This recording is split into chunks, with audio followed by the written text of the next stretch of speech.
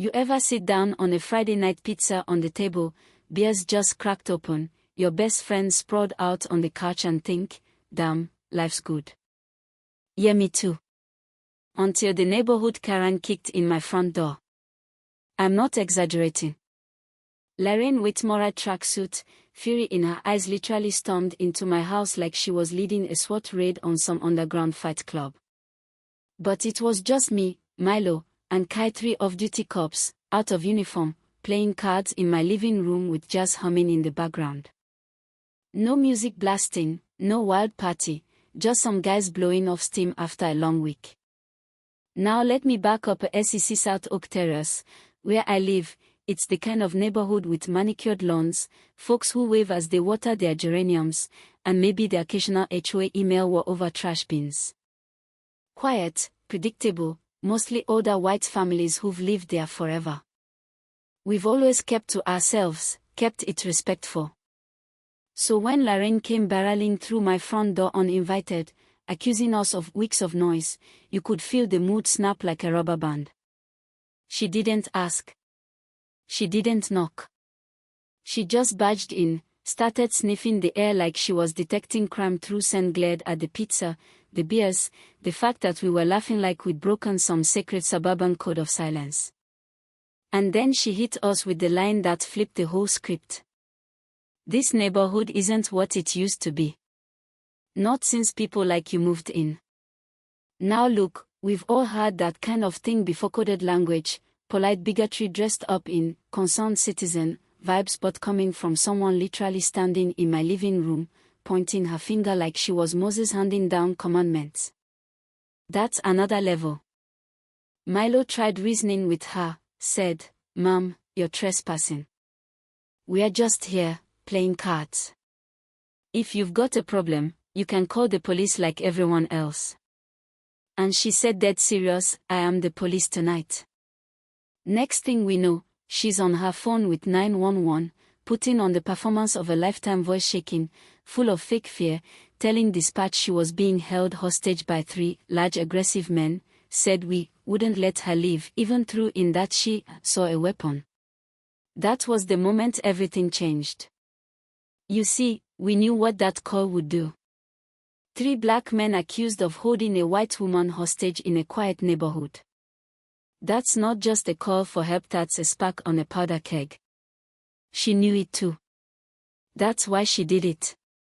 We sat there frozen, listening as she fed the dispatcher lie after lie, trying not to escalate, not to react, just praying the responding officers wouldn't come in hot.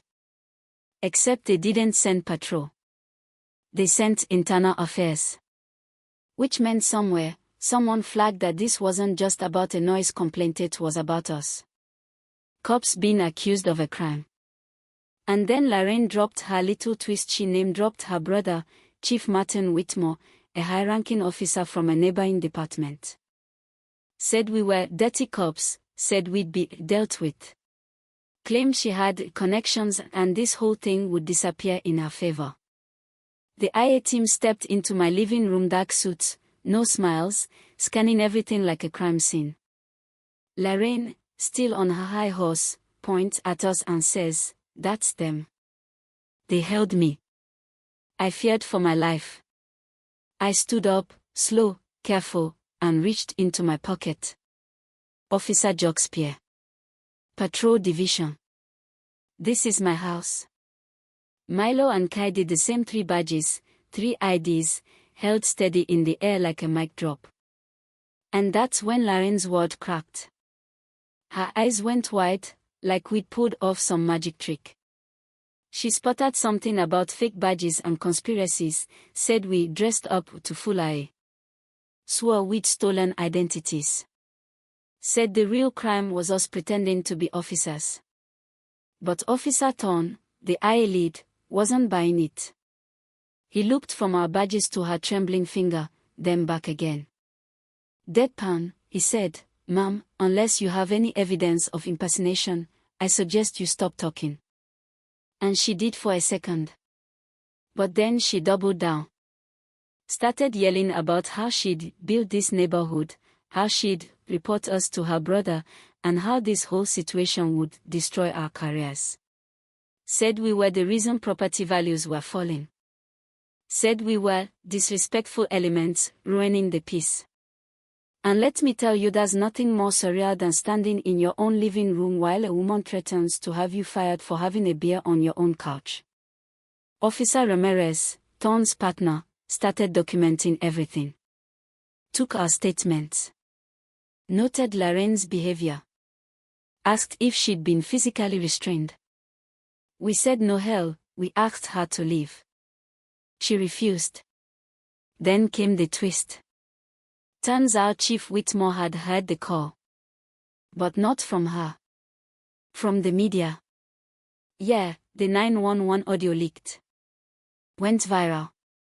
Headlines everywhere, white woman claims black officers held her hostage over pizza and jazz. Chief Whitmore called our captain personally. Told him he was embarrassed, that Lorraine had a long history of this kind of behavior. Said he wouldn't be intervening, and fully supported whatever consequences came her way. That pulled the last rug out from under her. The charges: trespassing, false report, harassment. And yeah, with her history and that 911 call. Hate crime enhancement. She played out probation, a hefty fine, mandatory training, and a permanent restraining order from ever coming near me, Milo, or Kai again. Her house still looks perfect, like nothing ever happened, but she's practically invisible now. Curtains always drawn. No more lectures about recycling bins or lawn height.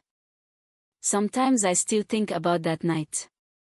How fast it flipped. How close we came to becoming another headline, not as cops, but as 3 black men in the wrong place at the wrong time, even if that place was my own damn living room. And I wonder, if we hadn't been officers, if we hadn't had those badges, how would that night have ended?